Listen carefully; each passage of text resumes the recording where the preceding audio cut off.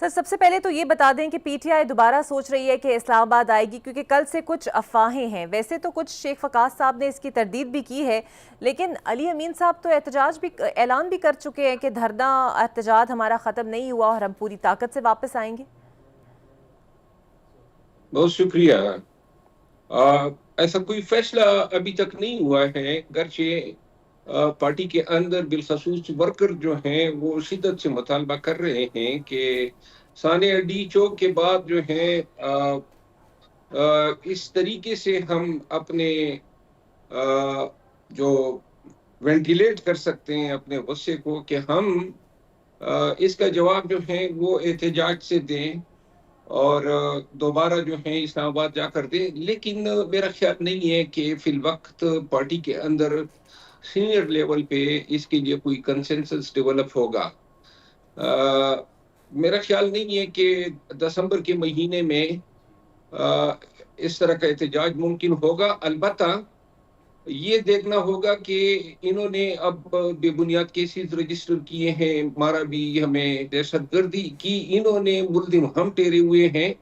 अगर इन चीजों पे जो है वो रिजेंटमेंट आती है या गुस्सा या इश्तियाल बनता है तो शायद अगले साल जनवरी में कहीं जाके इसके लिए टेम्पो बनेगा एहतजाज के लिए। यही तो बड़ा लंबा टाइम है, मतलब अगले साल। खैर, वैसे तो एक माह ही है। पीटीआई की तरफ से कहा जा रहा है कि बानिए पीटीआई की गुमशुदगी की अफवाहें हैं, जबकि हुकूमती और जेल ज़राए बार बार ये कह रहे हैं कि वो बिल्कुल ठीक हैं, जेल के अंदर मौजूद हैं और तंदुरुस्त भी हैं।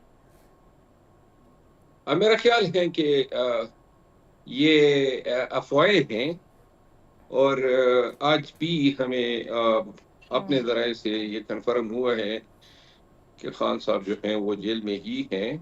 और ऐसे अफवाहों से वर्कर्स में बड़ी ये जान की कैफियत पैदा होती है। ताज़ा ताज़ा सानिया डी चौक हुआ है, अब फिर खान की गुमशुदगी या फिर उनके जान के हवाले से अंदेशों को बढ़ावा देना मुल्क में और फिर बिलखसूस पाकिस्तान तहरीक इंसाफ के सर्कल्स में जो है बड़ी ही एक अजीब व गरीब सी कैफियत को जन्म देता है। ऐसे अफवाहों से मेरा ख्याल है परहेज किया जाना चाहिए। बिल्कुल सही। एहतजाज की नाकामी का जिम्मेदार बुशरा बीबी को ठहराया जा रहा है, ना सिर्फ पीटीआई के अंदर से बल्कि हुकूमती रहनुमा भी बार बार सारा टारगेट उन्हीं की तरफ किए रखे हैं। बल्कि अब तो यहाँ तक कहा जा रहा है कि अगर तहरीक इंसाफ या बानिए पीटीआई को बचाना है तो बीबी को सियासत से दूर रखना है।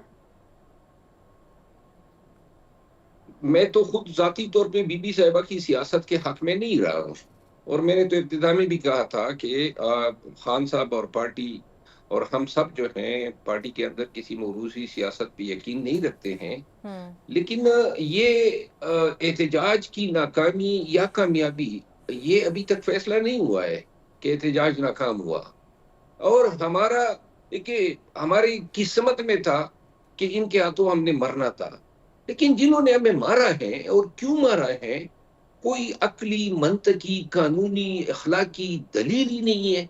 बस भी आप भी चौंकना है और नाम मारते हैं।